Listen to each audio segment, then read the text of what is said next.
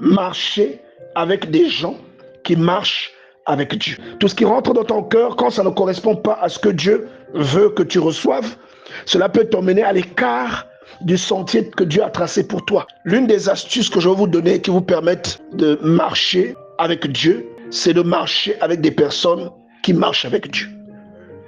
Cela va vous permettre de demeurer sur les choses qui sont positives, plutôt que sur les choses qui peuvent ébranler votre foi. Voilà pourquoi la Bible dit « Garde ton cœur plus que toute autre chose ». Il y a des personnes qui peuvent vous communiquer de la distraction. Parfois, ils prient beaucoup aussi, mais ils vous communiquent souvent de la distraction. Garde ton cœur, parce que tout ce qui rentre dans ton cœur peut te faire faire le contraire de ce que Dieu attend que tu fasses. On doit savoir qui garder auprès de soi. On doit savoir avec qui échanger. Il y a des personnes qui peuvent te freiner dans ta volonté, dans ta diligence, et même dans les exploits que tu es censé accomplir. C'est pourquoi il faut avoir beaucoup de discernement. Il faut marcher avec des gens qui marchent avec Dieu. En marchant avec des gens qui marchent avec Dieu, vous aurez une interprétation positive des choses malheureuses qui peuvent surplomber la route sur laquelle vous êtes en train de passer.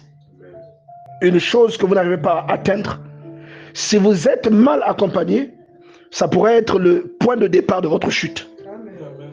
Un retard est là, un enfant qui ne vient pas, un travail que vous perdez, ça pourrait être le point de départ de votre chute. Mais si vous êtes bien accompagné, vous comprendrez qu'il faut quelquefois passer par des choses douloureuses pour devenir un instrument puissant. Amen. Un couteau qui est tranchant est un couteau qui a été aiguisé.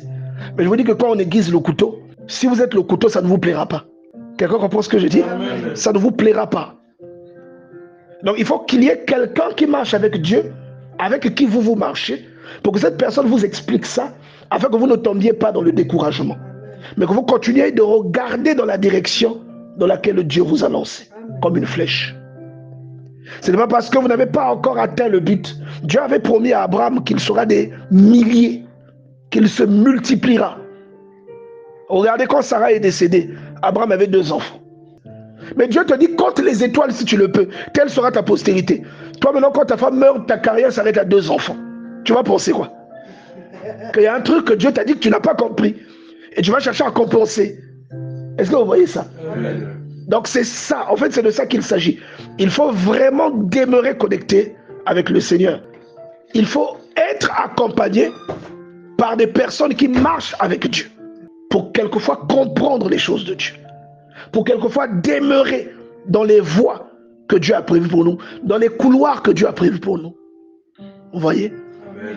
Et je vais vous dire aussi que ceux qui sont morts dans le désert, c'était des enfants de Dieu. Mais ils sont morts parce qu'ils ont murmuré contre Dieu. Ils n'ont pas eu suffisamment confiance en lui, parce qu'ils ne comprenaient pas sa volonté. La Bible dit que tous étaient morts de cette génération, sauf Josué et Caleb. Mais ceux qui sont morts, c'était les enfants de Dieu aussi. Amen. Donc il est important de marcher avec ceux qui marchent avec Dieu. Cela va vous éviter beaucoup de problèmes.